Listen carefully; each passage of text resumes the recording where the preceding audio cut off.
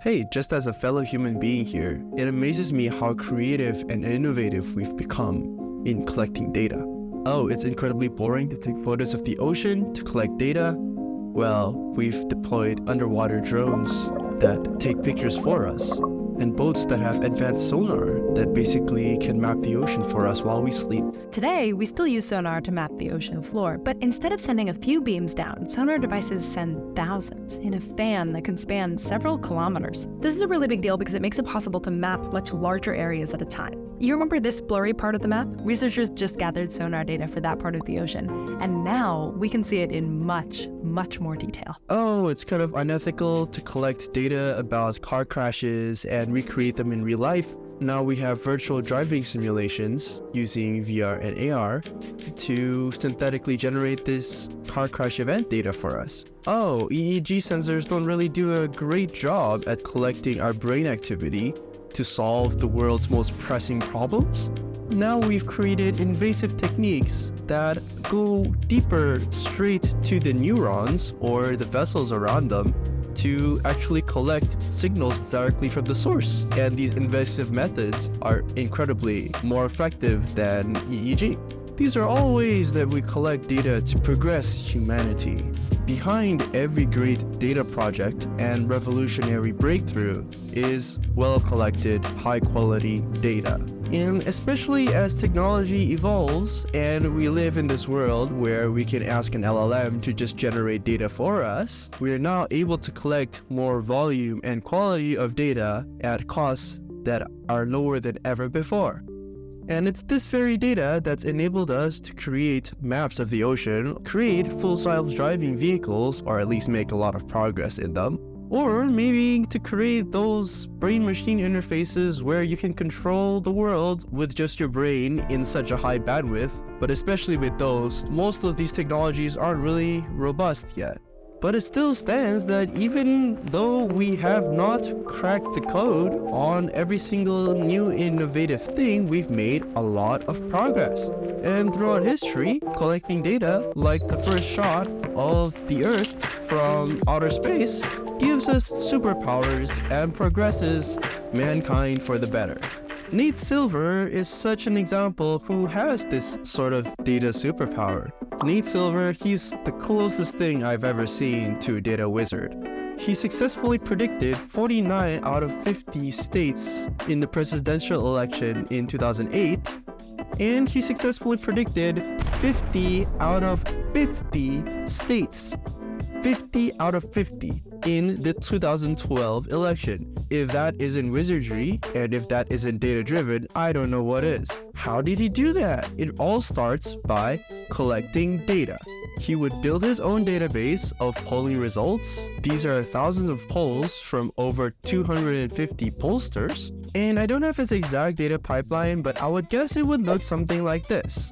Yes, he would do a lot of wizardry on the analyze and process side, but that's something we'll talk about real soon in the next videos of this series. Nate Silver doesn't just do predictions for elections, he also does a lot of predictions for Major League Baseball and sports.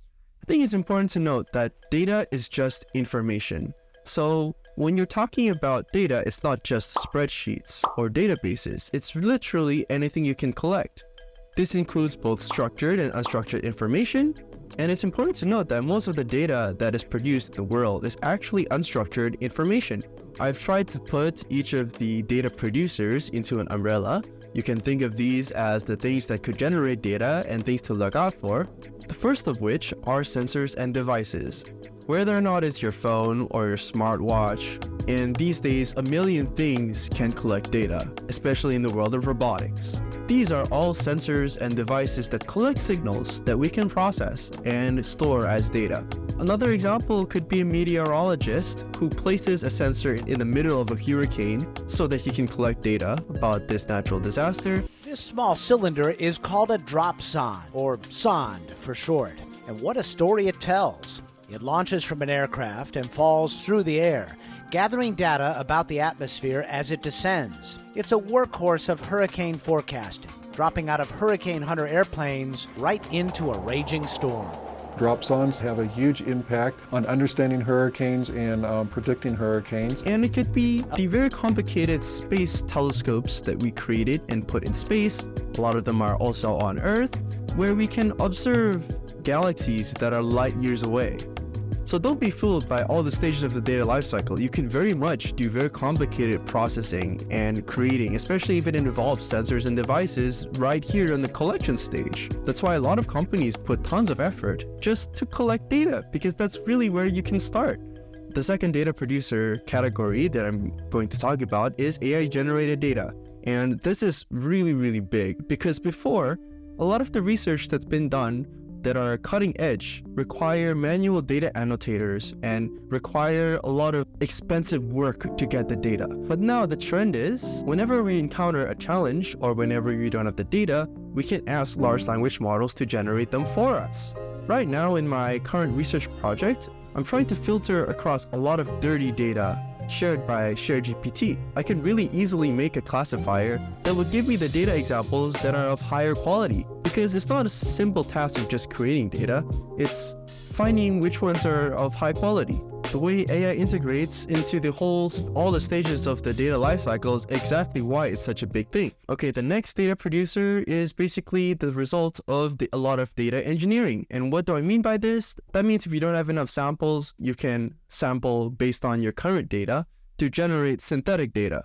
And you're able to use a suite of processing techniques to get useful signals from your existing data. More on this on the processing stage. Next up, we have software. Yes, the VR and AR simulations would come into this category. It's where we use software to create data, or in most cases, it's actually production applications where we've already deployed a mobile banking app and there's a lot of activity that comes with an app, and then we can read the logs, and these are stored into structured databases that we can analyze on the later stages. This is the digital realm for where every click you make on your phone, every share, every like, on the back end of that is a company collecting the data that you do and the interactions you do every single day.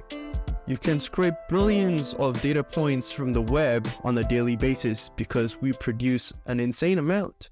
Next up, we have street surveys, and this is what a lot of research groups have been doing for a long time, especially sociologists.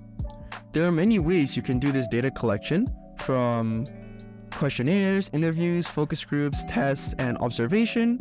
You can think about how you would best structure it, but it's a big thing in these sort of street surveys to make sure that you don't bias the data somehow.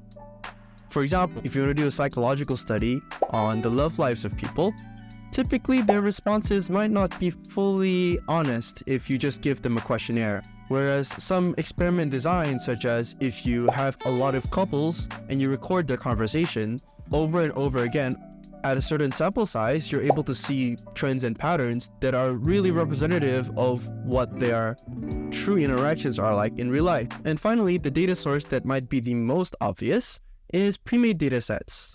Two places that are great for this is Kaggle and Hugging Face. They have a bunch of useful datasets that have been curated, some more than others. Within this kind of umbrella of pre-made datasets also includes human annotated data, whether or not that's done by an admin, or whether or not you pay someone to do it, or whether or not you do it yourself.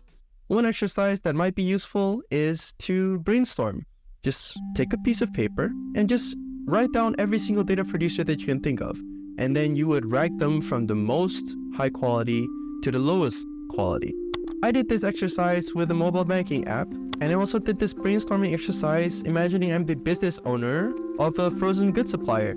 And actually, that might sound simple, but you might realize that there are more things you can list than you thought of initially. And especially when you're creating these systems from scratch, maybe you're a developer or you're in charge of managing the data, this is something that's useful to be able to look at and be aware of. And yes, not every single data that you generate is data that you have to collect, because it might incur a cost, although now costs are incredibly cheap. But it's good to be aware of what data is being generated so that you don't miss one. Alright, get out of here.